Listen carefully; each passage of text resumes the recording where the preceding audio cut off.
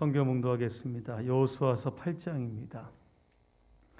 30절부터 마지막 35절까지 말씀 함께 천천히 합독하겠습니다.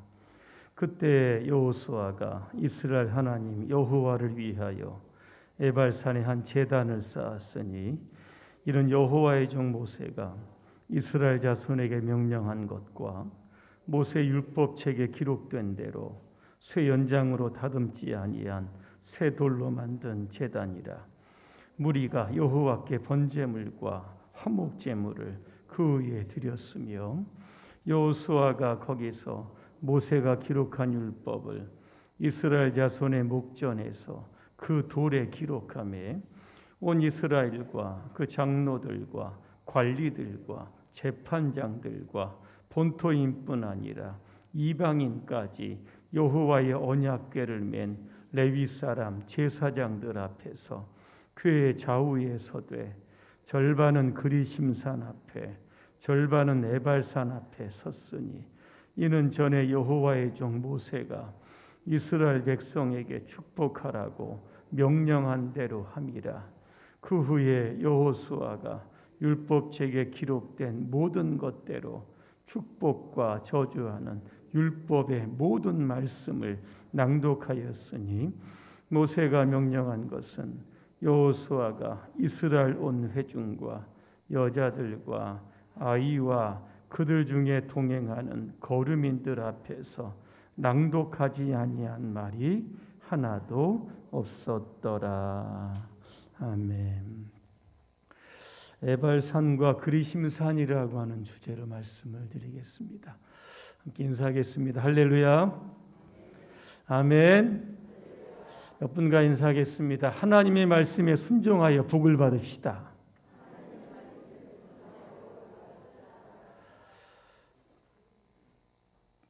오늘 말씀의 배경은 신명기서 11장입니다. 모세는 이스라엘 백성들을 향해서 이렇게 설교를 합니다. 하나님께서 너희를 출애굽하여 이곳까지 인도하셨다. 그리고 하나님의 말씀을 지키는 자는 복을 받고 하나님의 말씀에 불순종하거나 다른 신들, 우상을 섬기게 되면 저주를 받게 될 것이라. 모압 평지에서 모세가 이스라엘 백성들을 향해서 설교한 겁니다. 그리고 그들에게 이렇게 당부를 합니다. 신명기서 11장 29절을 제가 한번 읽어드립니다.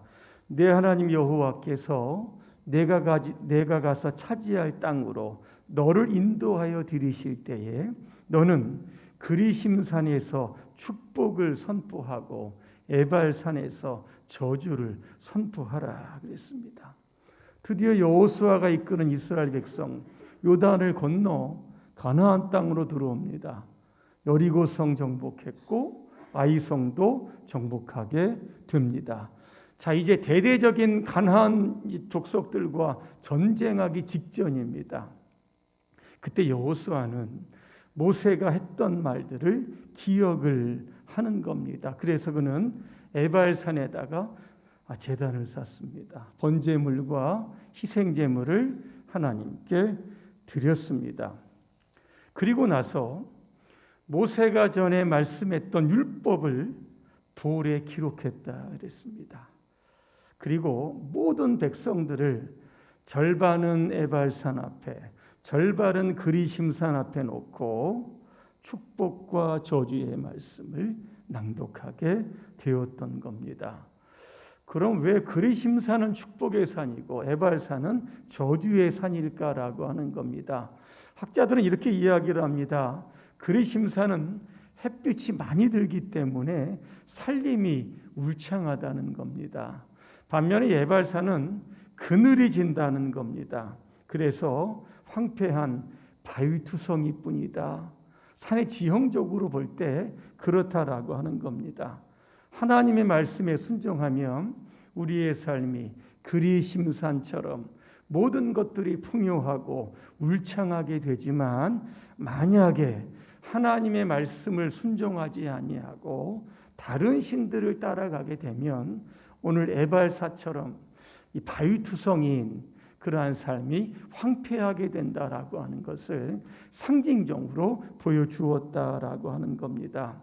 오늘 여러분 앞에 축복과 저주가 놓여 있습니다. 그리심산이 있고 에발산이 있습니다. 여러분 어느 산을 선택하시겠습니까? 네, 그리심산에 여러분 서셔야 합니다. 오늘 본문이 주는 교훈 몇 가지가 있습니다. 첫 번째로 선택의 문제입니다. 우리는 항상 영적인 것을 선택해야 합니다. 오늘 수요일 저녁입니다. 혹시 여러분 중에 예배 갈까 말까 이렇게 혹시 고민하신 분 계십니까? 고민했으면 아마 안 오셨을 건데 아직도 지금 집에서 고민하신 분이 계실지도 모르겠습니다. 오늘 오신 분은 교회를 선택을 하고 예배를 선택하고 하나님을 선택하신 분들입니다. 다시 말하면 영적인 분들이라고 하는 겁니다. 삶이 분주하고 피곤하지만 수요 예배를 통해서 찬양과 기도와 말씀으로 영적인 힘을 얻고 또 다른 3일을 살아가게 되는 겁니다. 하지만 어떤 분은 이 수요 예배, 이 예배에 대한 개념 자체가 없으신 분이 있습니다. 아무리 바빠도 여러분 1년에 단 한 번이라도 예배에 여러분 못 나오겠습니까? 그러니까 나는 수요일에 예배 안 나가. 아직 이렇게 생각하시는 분이 있다는 겁니다. 오늘처럼 날씨가 이렇게 우중충한 날씨, 코로나19로 그죠? 전염병이 혹시나 이런 것들에 대한 걱정 때문에 교회 가려고 하니까 배도 고프고 번거롭기도 하고 뭐 화장도 해야 되고 여러 가지 이유로 인해서 또 예배에 이렇게 참석하지 못한 분들이 있다는 겁니다. 요즘은 코로나 때문에 예배에 한두 번 빠지면 그냥 자동적으로 가고 싶지 않은 마음이 이렇게 막 든다라고 하는 겁니다. 이 땅에 많은 크리스찬들이 성공, 부를 향하여 여러분 달려갑니다. 하지만 성경적으로 보면 세상에서 성공하는 지름길은 간단합니다. 먼저 영적으로 성공하면 되는 겁니다. 마태복음 6장 33절에 보니까 여러분 아주 잘 아시는 말씀입니다. 너희는 먼저 하나님의 나라와 그 의를 구하라. 그리하면 이 모든 것을 너희에게 덤으로 주실 것이다. 이 모든 것이 무엇입니까? 저번에도 설교를 드렸지만 의식주의 문제입니다. 이 문제를 하나님이 해결해 주시겠다라고 하는 겁니다. 그래서 항상 여러분의 선택은 나에게 영적으로 얼마나 유익한가, 이쪽을 여러분 반드시 선택을 하셔야 하는 겁니다. 저는 오늘 이 여호수아가 그리심산과 에발산 여기에 서가지고 축복과 저주를 선포하는 이 장면을 보면서 창세기 2장에 나오는 에덴 동산 중앙에 있는 이 선악과라고 하는 그러한 나무가 이렇게 눈에 이렇게 들어왔습니다. 여러분 에덴 동산에 선악과가 있습니다. 먹으면 죽는 겁니다. 먹지 않으면 영원히 사는 겁니다. 창세기 2장 17절에 보니까 선악을 알게 하는 나무의 열매는 먹지 말라. 내가 먹는 날에는 반드시 죽으리라 그랬습니다. 많은 사람들이 이런 질문을 합니다. 왜 하나님은 에덴 동산에 선악과를 이렇게 두게 하셨을까?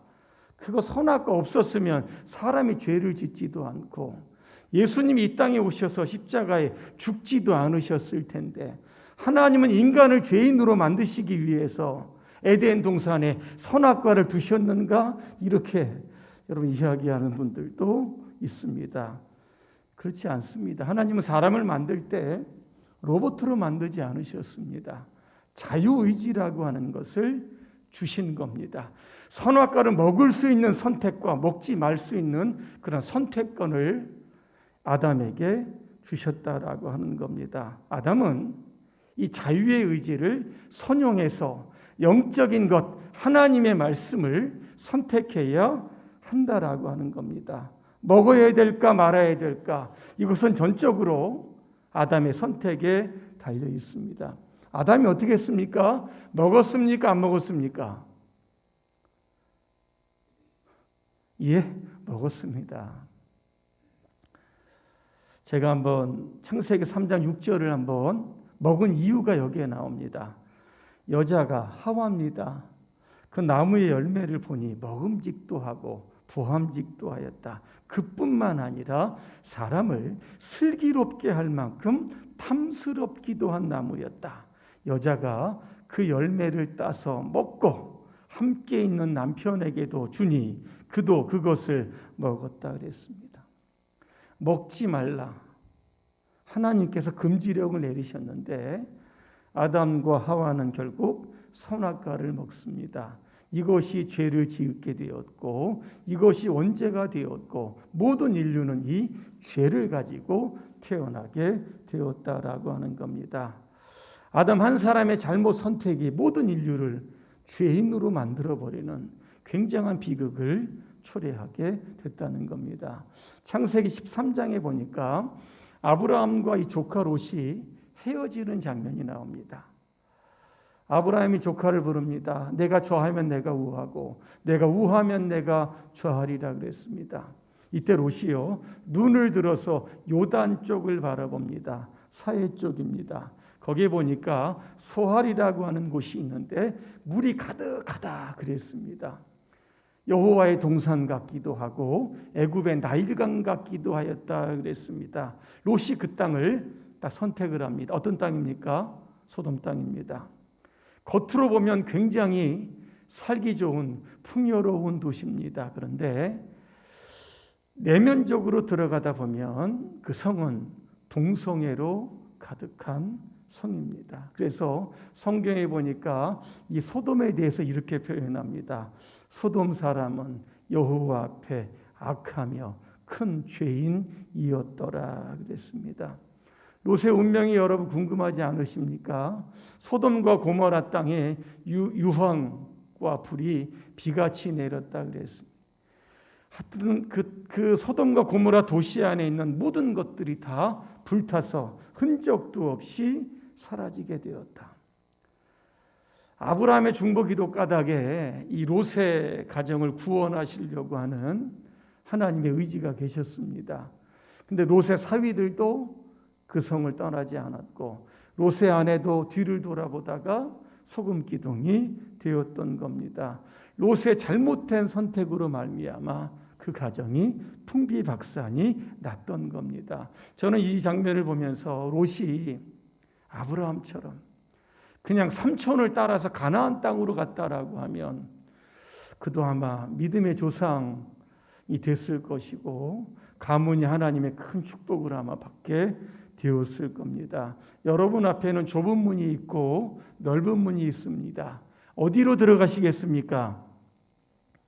오늘 대답을 잘 안 하시는 것 같은데 어디로 들어가시겠습니까? 진짜입니까? 좁은 문으로 가시겠다고요? 제가 마태복음 7장 13절과 14절을 제가 한번 읽어드립니다. 좁은 문으로 들어가라. 멸망으로 인도하는 문은 크고 그 길이 넓어 그리로 들어가는 자가 많고 생명으로 인도하는 문은 좁고 길이 협착하여 찾는 이가 적다 그랬습니다.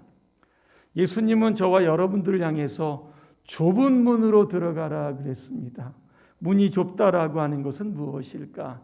자기를 부인을 하고 십자가를 지고 가는 굉장히 힘든 길입니다. 하지만 그 좁은 길의 끝에는 예수님이 계십니다. 왜? 먼저 그 길을 가셨기 때문에 그런 겁니다. 그래서 우리가 좁은 길의 끝에 부활의 주님을 만나게 되고 그 주님을 통해서 하나님 나라에 들어가면 되는 겁니다.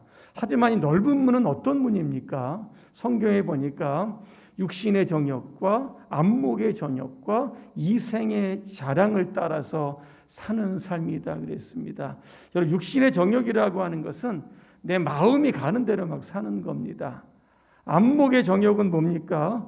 내 욕구가 가는 대로 그냥 내 삶이 가는 겁니다. 이생의 자랑이라고 하는 것은 보란 듯이 그냥 세상 가운데 나 잘 살고 있다 이렇게 자랑하며 사는 겁니다. 이런 사람들의 결과는 여러분 어떻습니까? 요한일서 2장 17절의 말씀을 제가 한번 읽어드립니다. 이 세상도 그것에 대한 욕망도 다 지나가지만 하나님의 뜻을 행하는 사람은 영원합니다 그랬습니다. 다 지나간다는 것은 뭡니까? 허무하다는 겁니다. 그래서 그런 것에 한눈 팔지 말라는 겁니다. 그것보다 영원한 것, 이것을 보라는 겁니다.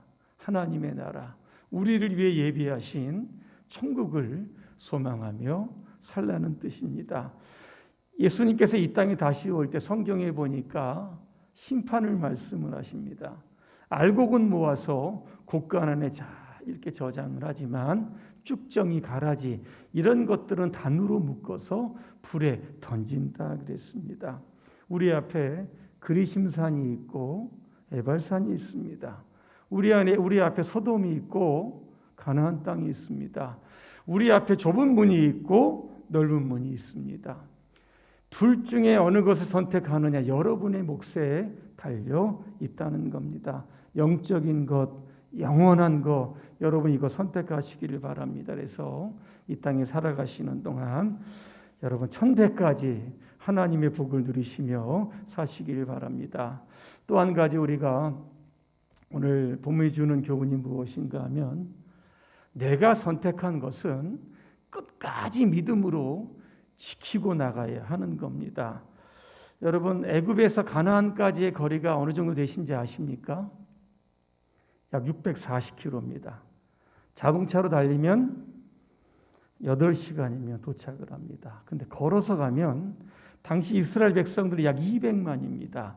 한 2달에서 3달 정도 걸립니다. 자, 근데 이스라엘 백성들은 한 3달 정도면 가는 거리를 몇 년 동안 갔습니까? 40년 동안 갔습니다. 길이 험하고 멀어서 그랬습니까? 그렇지 않습니다. 문제는 뭡니까? 하나님의 말씀을 자꾸만 불순종하는 겁니다. 자, 불순종하면 뭐가 생깁니까? 원망과 불평이 생깁니다. 하나님에 대해 나에게 해주는 것이 이게 만족하지 못하는 겁니다. 뭡니까? 배고프다, 목마르다, 고기를 달라, 낮에는 너무 뜨겁다, 밤에 너무 춥다, 그죠? 한두 가지가 아닙니다. 이런 것들을 토로하면서 나중에 꼭 같이 붙였던 말이 있습니다. 뭔지 아십니까? 우리가 다시 애굽으로 돌아가자. 원망과 불평 다음에 애굽으로 돌아가자라는 겁니다. 출애굽이라고 하는 큰 하나님의 구원의 역사를 경험했음에도 불구하고 이제는 믿음으로 여러분 하나님 붙들고 살아야 되는데 툭하면 그냥 돌아가자는 겁니다. 툭하면 세상으로 가려고 하는 그런 겁니다. 이때 우리가 어떻게 해야 됩니까? 신명기서 11장 22절을 제가 읽어드립니다.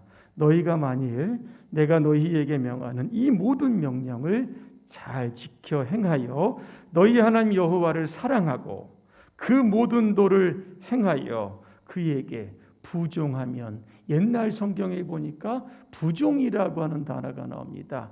이게 원어로 보면 다바크라고 하는 뜻인데 이게 뭐냐면 이겁니다. 딱 달라붙는 겁니다. 바짝 쫓아가는 겁니다. 뭡니까? 하나님과 밀착하는 삶을 사는데 어느 정도 밀착을 해야 되냐면 종이 2장을 그냥 풀을 붙여가지고 딱 붙이는 이러한 삶을 살아가라고 하는 겁니다. 하나님과 친밀하고, 그죠? 하나님의 말씀에 딱 붙어 살아가는 삶. 오늘도 그 삶을 하나님께서 축복해 주시겠다. 우리에게 약속하고 계시는 겁니다. 그러면 결론입니다. 이스라엘 백성들은 오늘 에발산과 그리심산에서 분명하게 의식을 직접 했습니다. 그러면 하나님의 율법을 끝까지 지켜냈습니까? 역사적으로 보면 그렇지 못합니다. 북이스라엘은 BC 220년에 결국 아수르에 의해서 멸망을 하고 남유다는 588년입니다. BC. 바벨론에 의해서 멸망당합니다. 바벨론 70년 딱 살고 돌아옵니다. 남유다 어떻게 됐습니까? 예수 그리스도를 십자가에 못 박게 됩니다. 메시아를 거부하는 일이 발생하게 되었던 겁니다. 그로 인하여 AD 70년에 결국 이스라엘은 그냥 멸망하게 되고 2000년 동안 1948년 그죠? 건국할 때까지 전 세계에 흩어져 갖고 살아가는 그런 비극적인 삶을 살게 되었다는 겁니다. 오늘 저와 여러분들은 예수님을 선택한 겁니다. 최고로 가장 좋은 선택을 하셨습니다. 그러면 예수님과 이제는 딱 달라붙어야 됩니다. 주님이 주신 말씀 여러분 꼭 붙잡고 이 땅에 살아가시는 동안 하나님이 주시는 여러분 그리심산의 축복을 늘 받으시기를 주님의 이름으로 축복합니다. 기도하겠습니다. 은혜로우신 하나님, 우리가 이 땅에 살면서 하나님의 말씀을 선택하고 하나님의 말씀을 끝까지 순종함으로 말미암아 하나님께서 우리에게 약속하신 수많은 축복의 주인공들로 살게 하여 주옵소서. 예수님의 이름으로 기도합니다. 아멘.